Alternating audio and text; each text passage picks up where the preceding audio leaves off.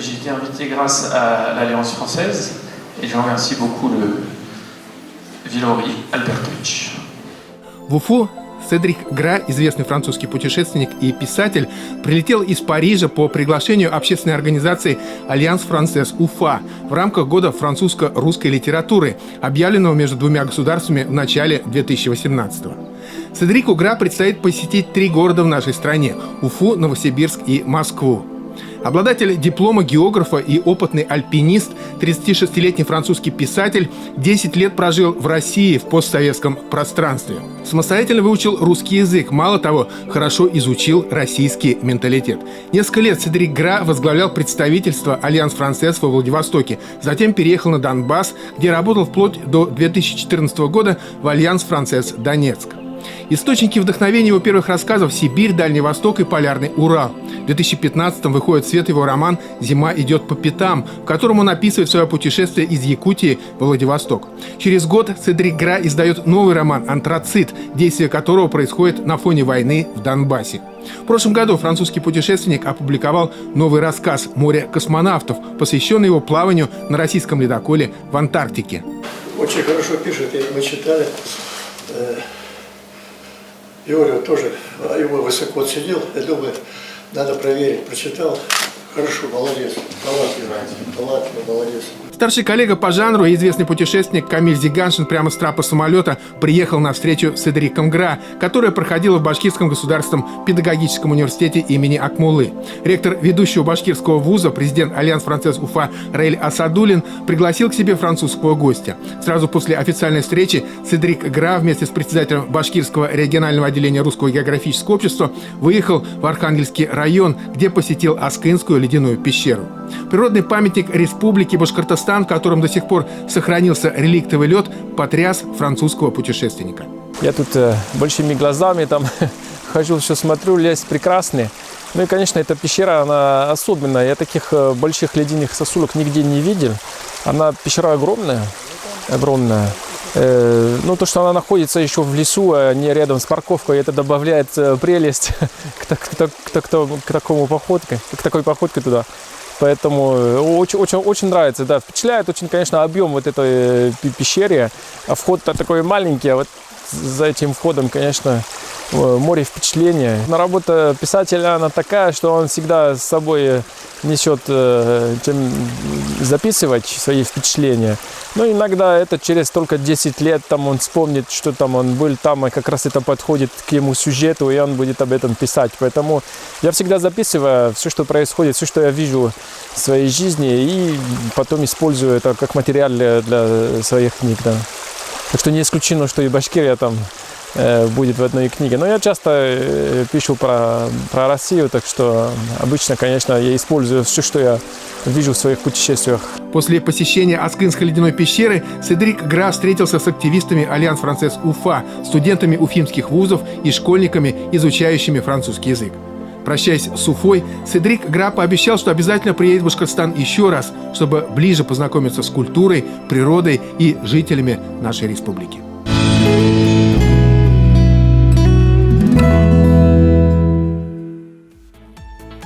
В Республике Дагестан прошел 32-й международный фестиваль «Белые журавли», посвященный творчеству Расула Гамзатова. Нашу республику в Махачкале представлял секретарь правления Союза писателей России, председатель регионального отделения Русского географического общества Камиль Зиганшин. Приехали гости из Италии, из Казахстана, из Узбекистана, из многих регионов нашей страны. Мне самое сильное впечатление осталось от того, что все, когда встречался вот, с местными писателями, жителями, сотрудниками Министерства культуры, все, узнав, что я из Башкирии, все говорили о том, что какая была дружба у Мустафы Карима с Расулом Гамзатовым. 50 лет ребята, эти два великих человека дружили. И много всяких историй вспоминали. Расул Гамзатов же, он очень остроумный был, и Мустафа Сафич. Когда все это дело слушаешь, там только хохот раздается, поражаешься их остроумию, находчивости. Ну, что еще важно?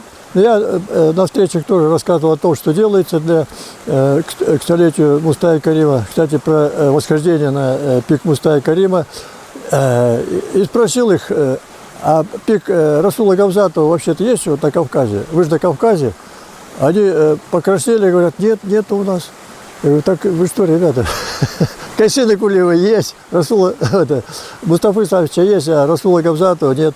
Это же была своего рода, в свое время, сейчас, может быть, молодежь не помнит, вернее, не знает, это была телега из 4 великих национальных поэтов. Кайсин Кулиев, Расул Гавзатов, Мустай Карим и Давид Кагульдинов.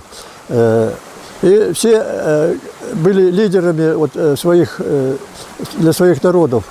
Я там зачитал обращение семьи Мустафы Сафича, подготовила Альфия Мустаевна.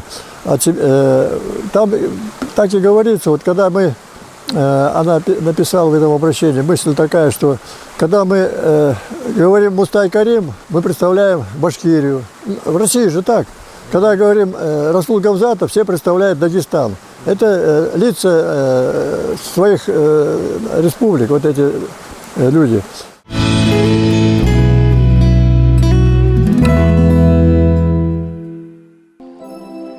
Самой большой карстовой ледяной пещерой мешкообразного типа в Европе считается Аскынская ледяная пещера. Ее длина более 100 метров, а глубина составляет 24 метра. Она была открыта в 1902 году. Во время исследований в ней были найдены кости быка, лося, медведя, волка, лисы и других животных. Также были обнаружены рукопись на арабском языке, ржавая сабля, шлем и череп человека. Сегодня это памятник природы республиканского значения. Аскынская пещера расположена в Архангельском районе в 2 километрах от деревни Аскын. Свое название получила от имени реки Малый Аскын, в которой, кстати, водится эндемик европейский хариус. В пещере обитают рукокрылые, 2 вида летучих мышей, внесенных в Красную книгу Республики Башкортостан. Особенность пещеры в том, что в ней постоянно, даже жарким летом, держится минусовая температура. В единственном огромном зале пещеры множество ледяных сталагмитов. Некоторые достигают высоту 10-11 метров, а в диаметре более 2. Ледник начинается прямо у входа в пещеру. Зимой температура здесь ниже, и сталагмиты принимают самые причудливые очертания. Кто-то видит в них мамонта, кто-то царский трон. Есть даже 2 хозяина пещеры. Летом из-за повышения температуры очертания смазываются, а в дальней части пещеры пол превращается в ледяную кашу. Еще одна особенность пещеры – уникальная акустика. Любой, даже самый слабый звук усиливается, а многократность эха достигает 25 отражений.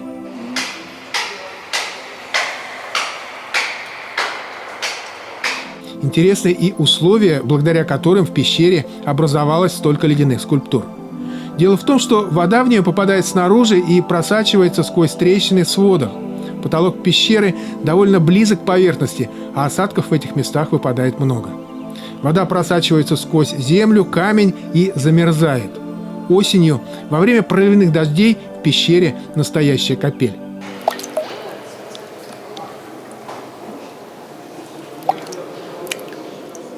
В последнее время большую тревогу вызывает потепление климата. Летом теплый воздух все больше и больше разрушает ледяные сталагмиты пещеры.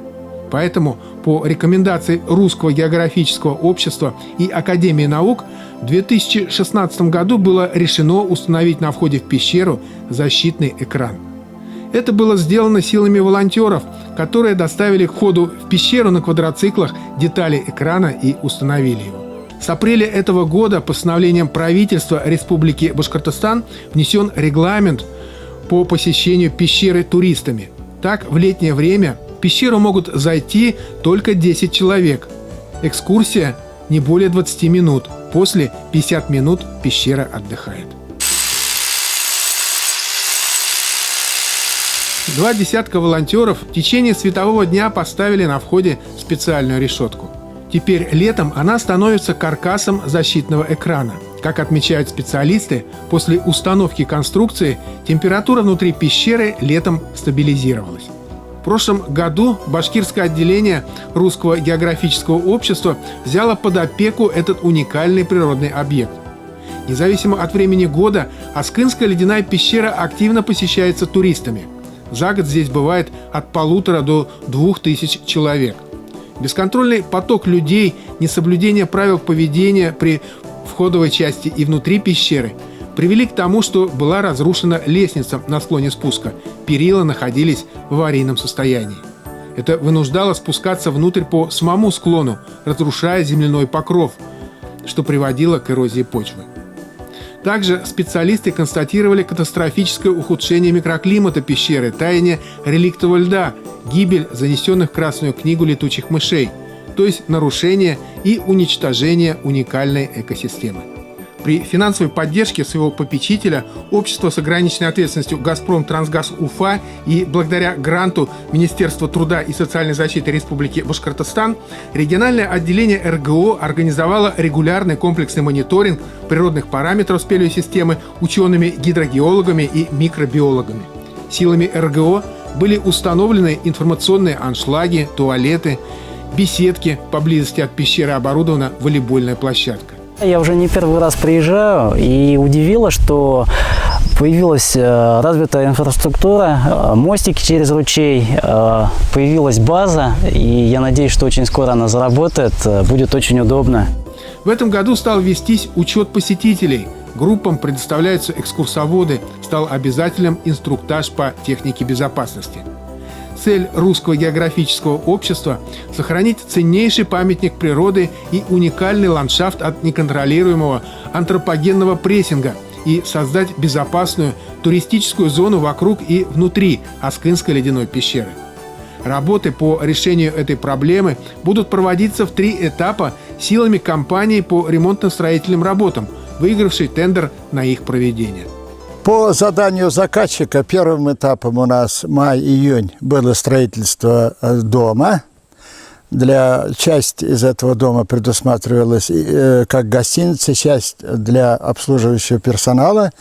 В общем-то, мы с этой задачей справились, вовремя сделали также в указанных местах навесы для отдыха туристов, пешеходные мостики, по сформированной ранее тропинке, там, где люди прыгали по бревнышкам, мы сделали с перилами нормальные пешеходные мостики.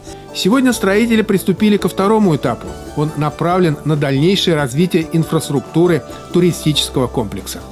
2-й этап что включает в себя? Это строительство беседки в начале последних 200 наиболее крутых метров для отдыха, предварительного отдыха. Потом подъем наверху, тоже предусмотрена беседка в центре 3х6 размером, в центре которого метровой ширины будет коридор. По этому коридору, мы плавно переходим в лестницу, которую нам тоже предстоит сделать. Спускаемся по этой лестнице 24 метра.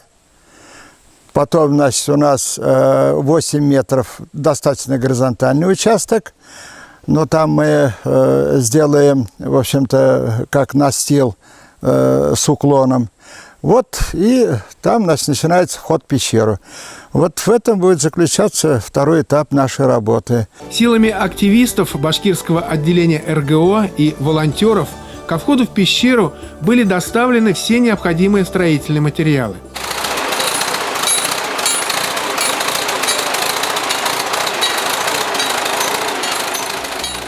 То, что не смогла сделать мощная техника, сделали люди, которые на своих плечах подняли на высоту кубометры пиломатериалов и свыше тонны металлических конструкций. Так, 6, еще 2. У нас их будет 7, еще. Когда пригласили на субботник по Аскынской пещере, я посчитал, пришло 16 человек.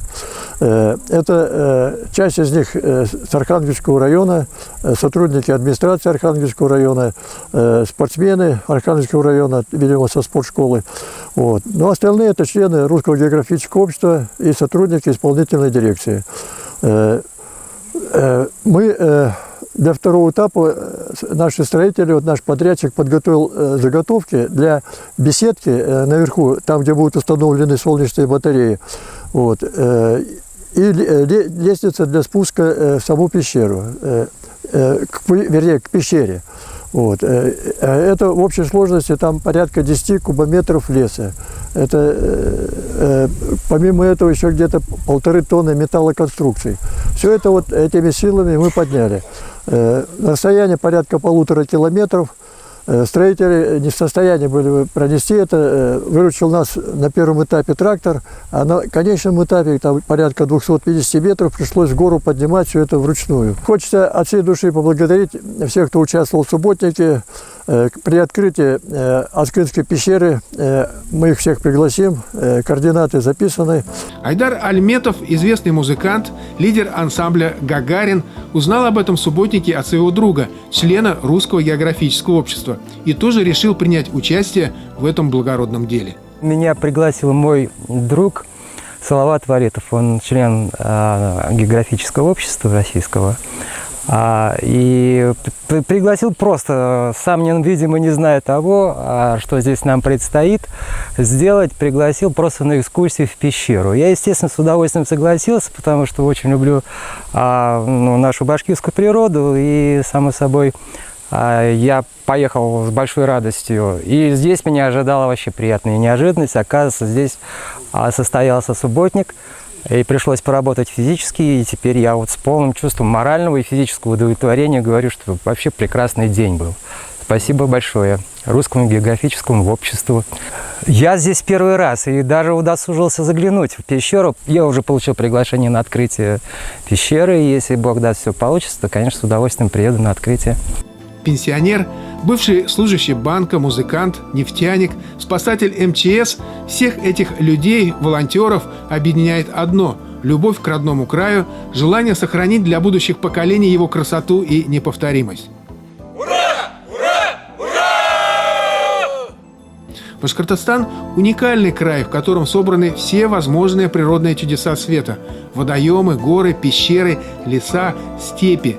По мнению известного писателя и путешественника Камиля Зиганшина, спелеосистема нашей республики может претендовать на главный туристический маршрут страны. Мы все же не зря занялись восстановлением и обустройством Аскынской ледяной пещеры. Буквально вот в мае месяце президент Русского географического общества дал поручение центральному офису исполнительной дирекции разработать 7 спелеомаршрутов с тем, чтобы их рекламировать и, на федеральных каналах и как можно активнее развивать спелеотуризм. Водный туризм, пеший туризм, горный туризм, они все активно развиваются, а спелеотуризм как-то оказался в загоне. Хотя вот в Крыму и в Башкирии у нас много сотен пещер. И вот Аскынская пещера одна из тех, которая, я думаю, войдет в спелеотур, который мы предложили в Москве. Мы уже его отправили, этот спелеотур, проект этого спелеотура. Он включает в себя Аскынскую ледяную пещеру, потом Шульганташ пещеру, Каповую пещеру и Мурадывновскую пещеру. Они все уже оборудованы, безопасны для посещения. И вторым этапом, как вы знаете, в этом году уже будет подписано постановление создания природного парка Зелим. И тогда Кендерлинская пещера будет иметься штат для ее сохранения и обустройства.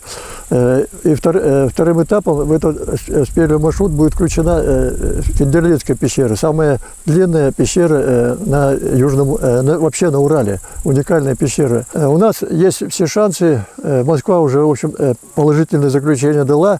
Наш спелеомаршрут оценен как интересный, увлекательный, и он будет предусматривать, в зависимости от того, у кого сколько времени, однодневный маршрут, 2, 3, 4, 5 и максимум 7-дневный. Почему 7-дневный? Дело в том, что мы вот в Аскынской пещере предполагаем организацию еще несколько радиальных маршрутов. Также можно сделать несколько радиальных маршрутов в Шульганташе и Мурадымовском ущелье. На пещере Кенделинской, там кроме радиальных пеших маршрутов, можно и сплав организовать, заключительный этап. Поэтому перспектива очень хорошая. Я думаю, первый маршрут через 3-4 года будет одним из самых популярных в нашей республике. Ну а среди тех 7 маршрутов, которые будут утверждены Шойгу, вот, мы ставим перед собой задачу, чтобы наш первый маршрут был самым популярным, самым интересным. Не за горами тот миг, когда состоится открытие уникального туристического комплекса. На него уже приглашены все волонтеры, принимавшие участие в субботниках по обустройству пещеры и прилегающей к ней территории. Члены правительства Республики Башкортостан, попечители регионального отделения Русского географического общества. Верится, что очень скоро Аскынская ледяная пещера станет принимать туристов без какого-либо ущерба для себя. Всего неделя прошла после проведения субботника по благоустройству территории вокруг Аскынской ледяной пещеры. Но за этот короткий срок строители уже успели построить беседку перед входом в пещеру, лестницу от беседки до самой пещеры. Уже начались работы по строительству второй беседки ниже по склону. Темпы просто удивляют. Как отмечают сами строители, для них дело чести качественно и в срок завершить второй этап благоустройства.